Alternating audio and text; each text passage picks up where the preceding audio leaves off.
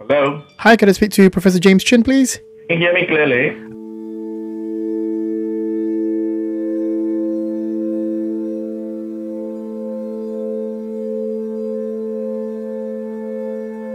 The Malaysia Agreement is the cornerstone of all agreements that led directly to the formation of Malaysia.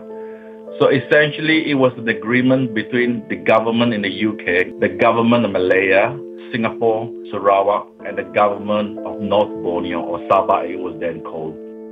Basically, the agreement states that all these countries who were all formerly ruled by the UK will come together to form a new political entity called the Federation of Malaysia. You have to remember, during the era that we're talking about, Southeast Asia was in the middle of the Cold War. Britain had every intention of setting up a single political entity in this part of the world that was to be pro-Western and basically pro-UK. So they wanted all the colonies to come together, and they saw Tunku Abdul Rahman as the best person to put it together. Tunku Abdul Rahman was a realist, a political realist, and he understood very, very early on that if he were just to merge with Singapore, that would not work because the non-Malay or the Chinese population would be too large. So he needed the Bumiputra population in Sabah and Sarawak in order to even out the increase in Chinese population coming in from Singapore.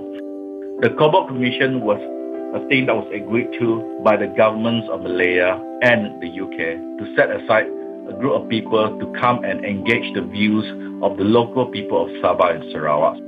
From there, we have a thing called the IGC, the Intergovernment Commission, and that was essentially to put the results of the Cobalt Commission and to make sure that all the interests of Sabah and Sarawakians are taken into account, and they will be included in the new Malaysian Constitution that was based on the 1957 Malayan Constitution.